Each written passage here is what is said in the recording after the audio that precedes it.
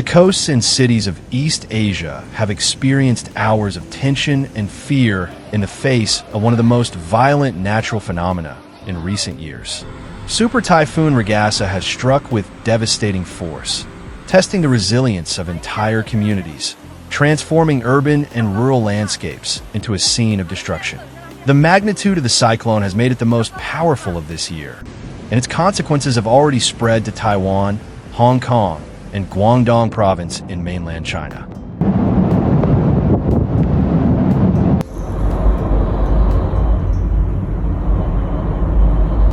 The threat had been warned of days before, but the speed and intensity of the typhoon exceeded expectations.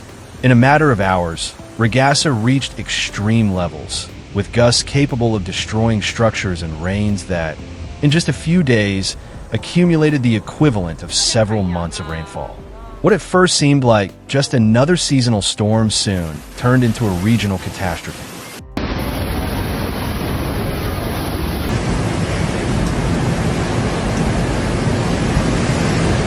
The first blow came to Taiwan, where the storm's fury unleashed historic downpours in Haiyan County. There, a natural lake formed by landslides could not withstand the pressure of the water and suddenly collapsed. The overflow released millions of tons of water that descended uncontrolled into the valleys, destroying villages, wiping out crops, and leaving entire communities cut off from communication.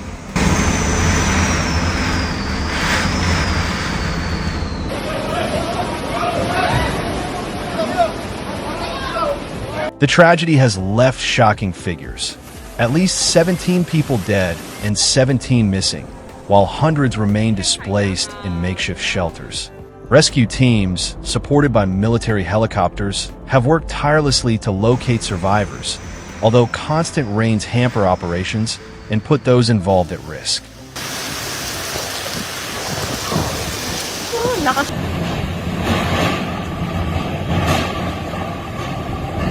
At the same time, Hong Kong was facing the arrival of the typhoon under the maximum alert level, signal number 10.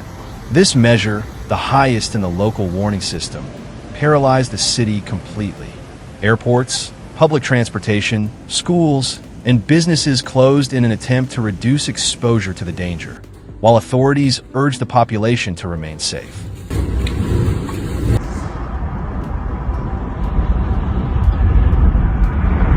The sea was one of the fiercest protagonists.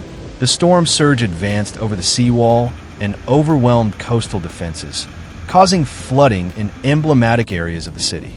Hotels, shopping centers, and homes located near the port were invaded by waves that, in a matter of seconds, turned lobbies and avenues into raging rivers.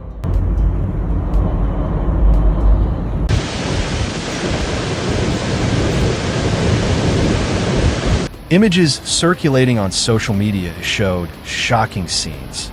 Shattered glass doors, underwater hotel lobbies, and pedestrians swept away by the current. Amid the chaos, more than 90 people were injured, several of them seriously. Among the most critical cases was the rescue of a mother and her son who were swept away by the waves. Although they survived, the child remains in critical condition.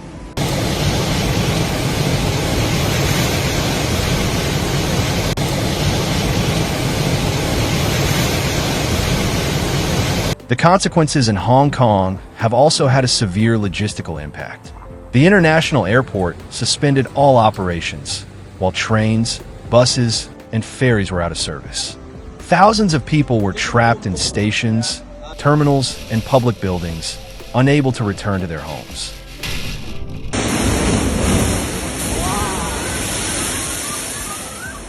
Ragassa's advance did not stop there. The storm continued its path toward Guangdong province in southern China, where authorities launched a massive evacuation operation.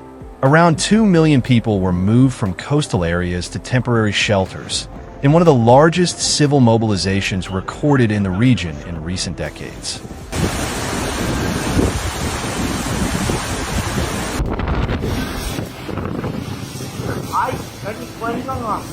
The typhoon made landfall near Yangjiang, with winds still exceeding 170 kilometers per hour. Within hours, Entire communities were submerged, rivers burst their banks, and roads were transformed into torrents of water and debris. In many rural areas, the devastation was complete. Crops destroyed, livestock lost, and homes completely swept away.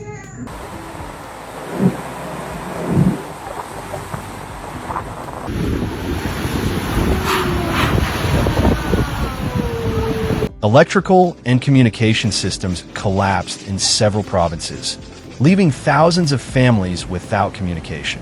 Emergency crews are working tirelessly to restore basic services, but the scale of the damage suggests recovery will take weeks, even months.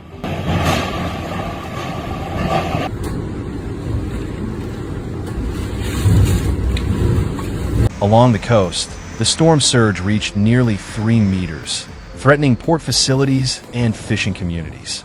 Ships and entire fleets sought refuge in protected bays, although many vessels were damaged or sunk by the force of the waves.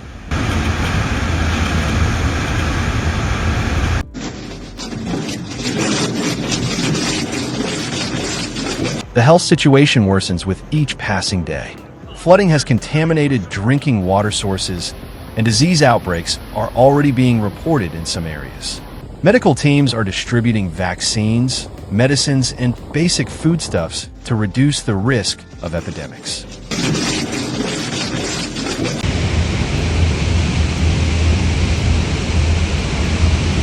The deployment of humanitarian aid has been colossal. More than 38,000 rescuers are working in the 3 most affected territories. Their work includes clearing roads, evacuating trapped people, delivering supplies, and setting up shelters in schools and community centers.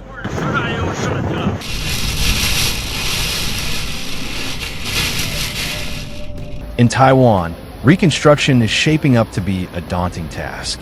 Collapsed bridges, destroyed roads, and villages buried in mud represent a challenge that will require months of work and billions in investment.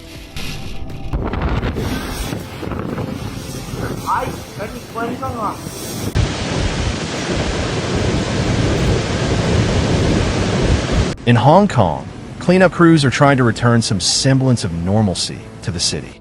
Authorities warn, however, that dozens of buildings still need to be inspected due to the risk of collapse, and many areas remain inaccessible due to debris.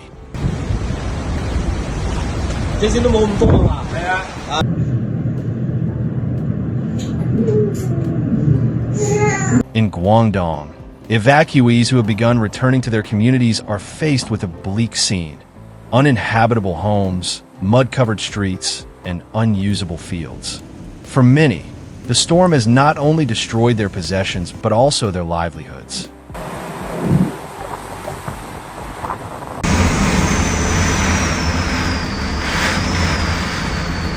Economists already project that the economic cost will be in the multi-billion dollars, with repercussions for global trade due to the temporary closure of airports, ports, and strategic export routes.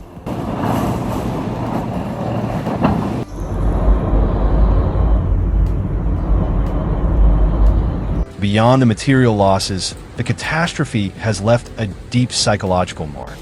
Grieving families, displaced communities, and an entire population facing the uncertainty of the immediate future are the human face of this disaster.